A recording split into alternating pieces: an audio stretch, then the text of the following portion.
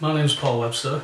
I've been, by popular demand and a lot of bullying and mithering, I've decided that I would eventually get round to do a video to try and explain a little bit about bills of exchange in conjunction with the Consumer Credit Act when it comes to utility bills.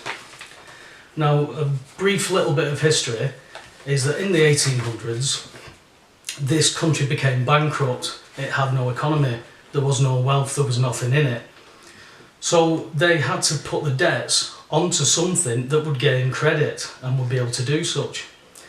So they put the debts onto the backs of the labour of the people, which made those people creditors. Now, when they did that, they also gave national resources to the public, which are yours by right, namely gas, water and electric in particular. And it's quite easy to see how this happens to a domestic property, because to a domestic property, if you ask for a paper bill, you will be given a bill that has a giro credit slip. Now that is a joint giro credit from the commercial bank. That is payable to you because the man must always be compensated under the bills of exchange. So as a domestic agreement, you aren't liable to pay for your gas, water or electric as per this.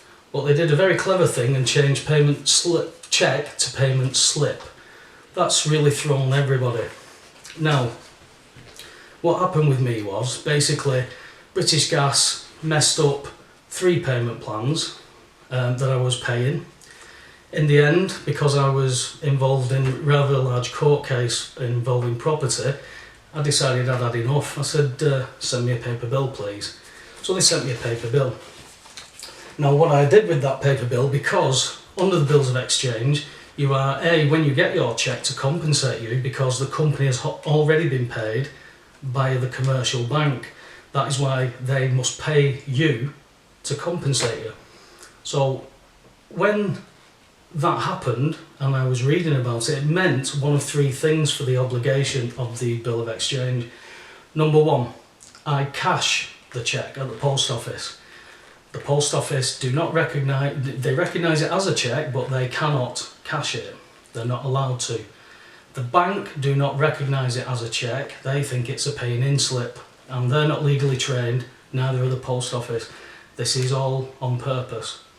So the only other thing that I could do with it is when somebody hands me a cheque for money and they start shouting that I owe them money after they give me that cheque, I gave them the cheque back and I transferred that cheque by my endorsement. And I did it in the following ways.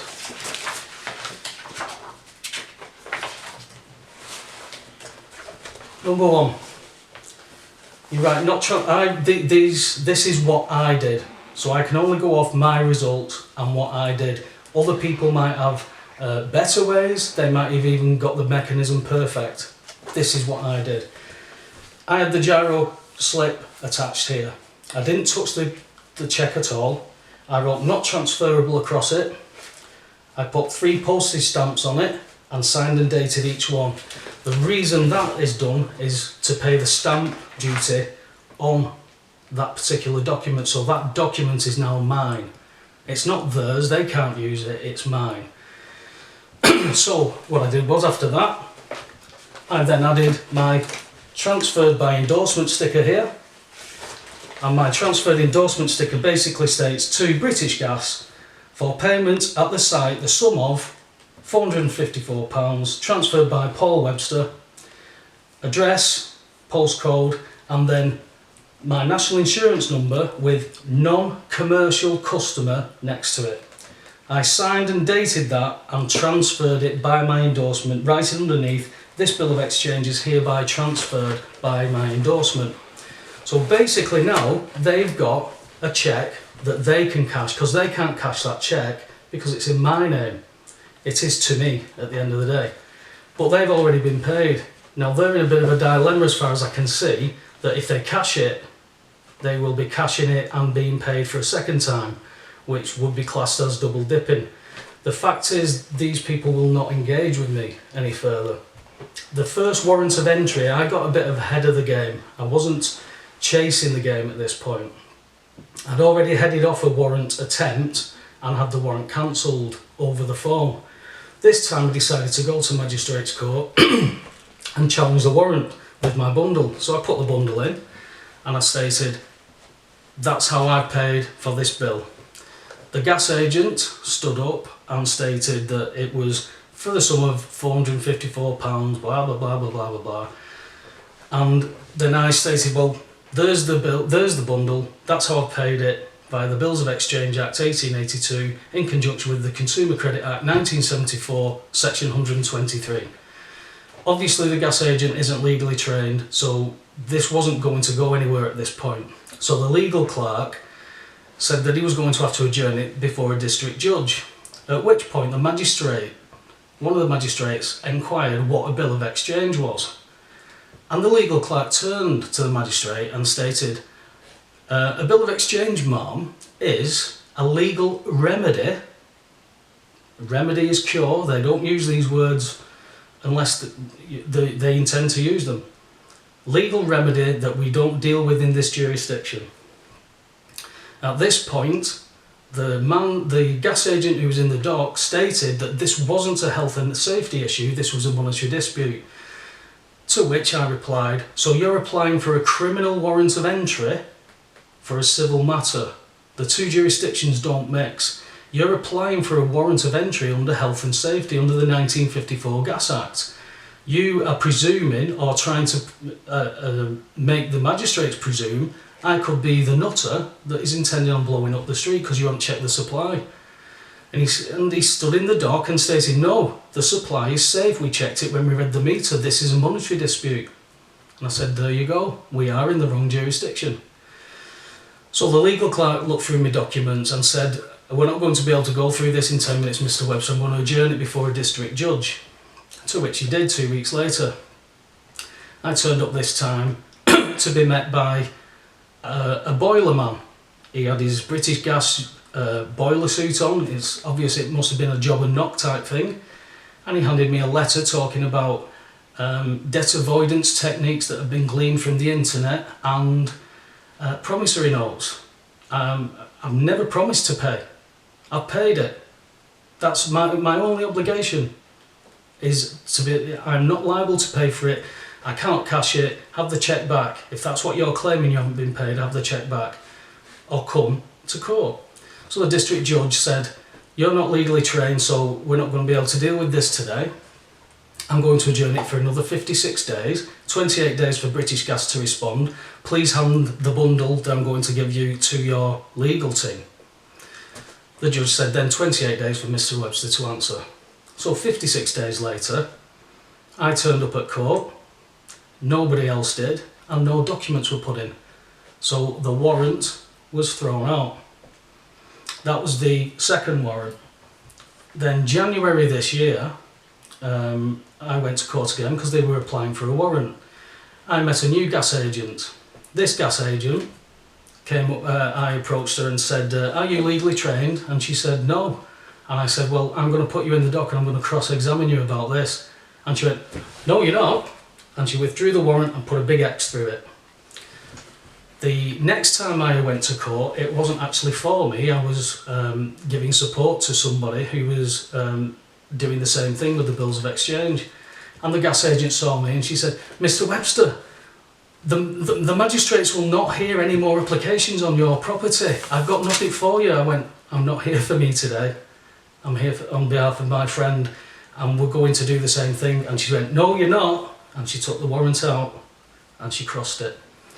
So they're the stages that I got to. Since then, British Gas have decided to completely ignore me despite phone calls to headquarters and despite numerous letters. I since, on August the 4th, billed British Gas £6,200 for 3 attendances in court, stress and anxiety, plus an administration fee. They had 21 days to pay me, which was by the 25th of August. Had they not done so, they would incur £100 a day interest, which they're approximately owing me about 16 grand right now.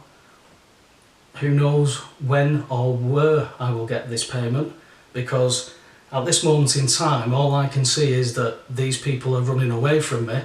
They've had ample opportunities to come to court and blow me out of the water and state that I'm completely and utterly wrong and I'm stupid and I don't know what I'm talking about.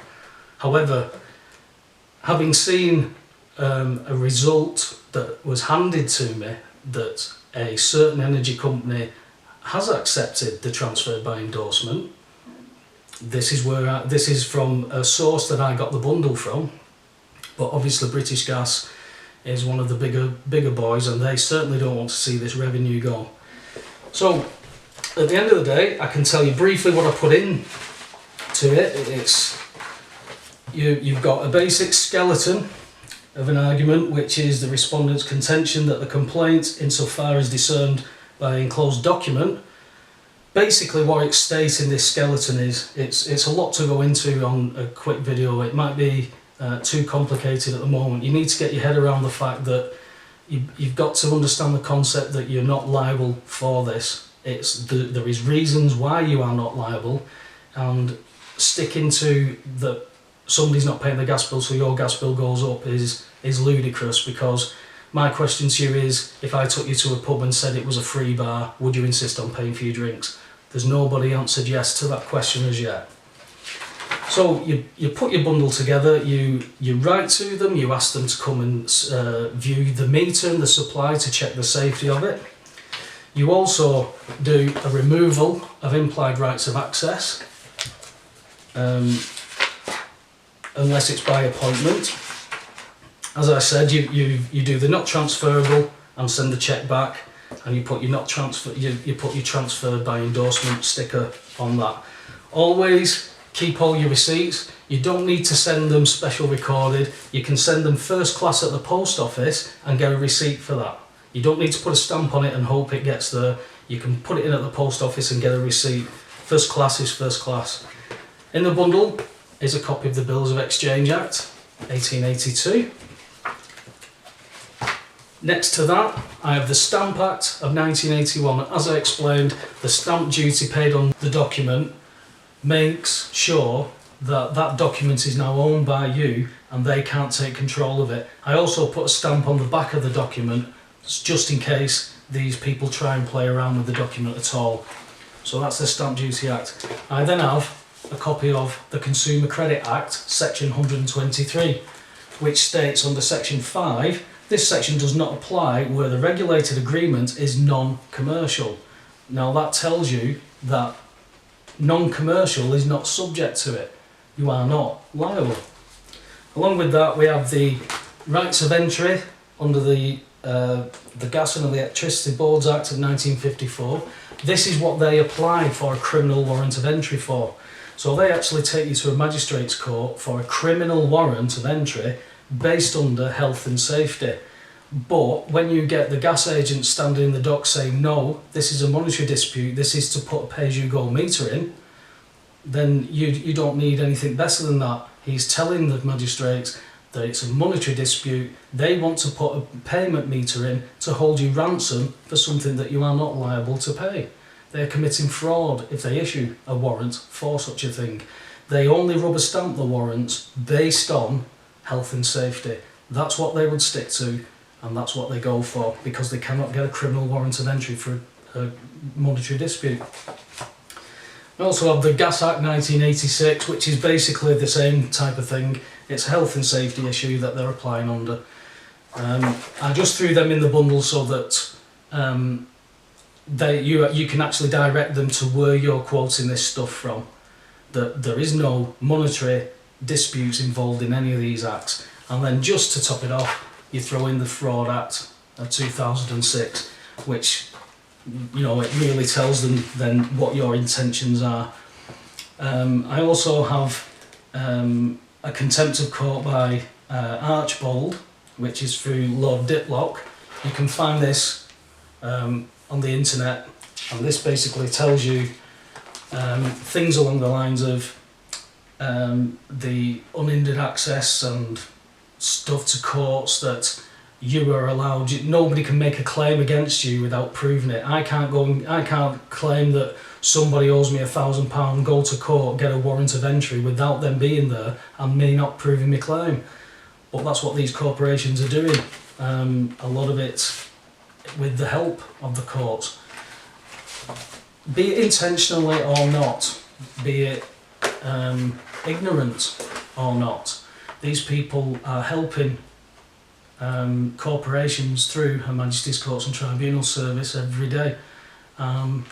It stretches, this stuff stretches into council tax, mortgages, things like that. I can go on and on because those are massive subject matters on their own. Basically, when we boil it all down, we're being ripped off, we're being stolen from, we're being robbed blind, and it's through, most of it is through consent, which is ignorance. I was ignorant 5-10 years ago. I didn't know any of this stuff. Through circumstances you get to learn this stuff and you can't unlearn it. It's not about cutting corners, it's not about finding loopholes, it's what was given to you via your great-great-great-grandparents. These people have earned this for you and you aren't taking your rights up. There'll be other videos to follow, but for now, this is Paul Webster. Good luck with anybody who attempts to try and use this. This is not legal advice. I'm not legally trained and do not offer legal advice. This is information that I have used. Those are the results that I've got to. Can I say that the Bills of Exchange and the Consumer Credit Act I've used paid my bill or wrote my bill off, which is what it should be, against the domestic readings? No, I can't, because I can't get confirmation of that. The judge would not find in my favour that the bill had been paid because there was nobody there to contest it. So at this moment in time, because there's nobody there to contest it, that is why there is no win. As soon as you get somebody legally trained from these corporations into a court, they're done. Thank you.